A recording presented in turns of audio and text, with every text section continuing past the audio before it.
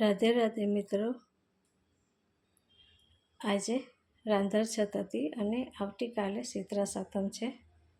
આજે અમે બધી રસોઈ બનાવી લીધી છે અને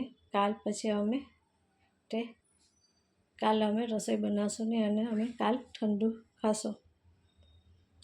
આ અમારો ગેસનો ચૂલો છે, તેમાં અમે બધી રસોઈ બનાવી હતી અને રસોઈ બની ગઈ પછી અમે તે ગેસના ચૂલાને ઠંડો કરી લીધો છે।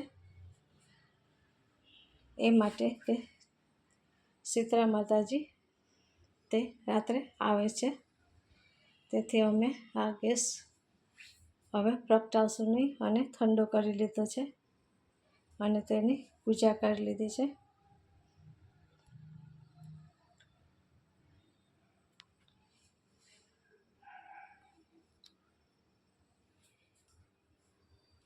અત્યારે પૂજા થઈ ગઈ છે અને આ દીવા છે, ગયરા દીવા, તે અમે સવારે આ શીતળા માતાજીની તેનાથી આરતી ઉતારશું।